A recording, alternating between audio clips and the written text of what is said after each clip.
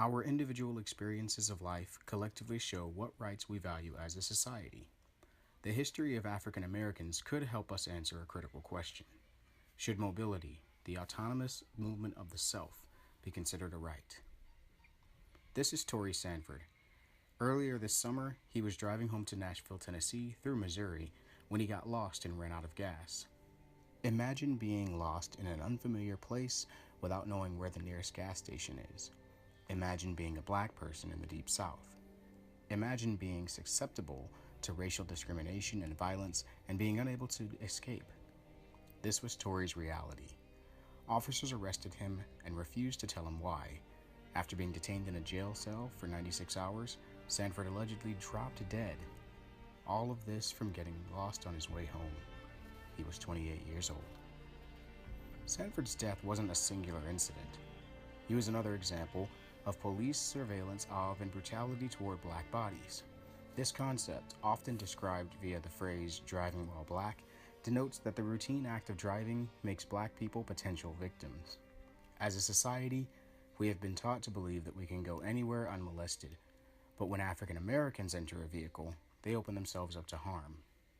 But this is far from new. This has been the case throughout history. Historic and current legislation has inhibited black physical and social mobility for decades. Following the Civil War, Jim Crow laws dictated segregation in the South. Their doctrine was simple. Black people were begrudgingly acknowledged as citizens, but they could not intermingle with white society. From this logic springs the infamous phrasing that describes the status of African Americans of the time, separate but equal. Black people were required to sit in the rear sections of trains and buses and would often be more heavily surveilled if they owned or drove a vehicle. Ironically, by limiting how black people were mobile, Jim Crow actually strengthened the idea that mobility was a right because of its exclusory nature.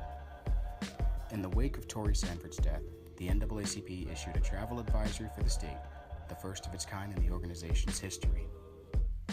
Imagine again that you were Tory Sanford and you had a guide that would help let you know how far you were away from safe spaces with people guaranteed to give you aid.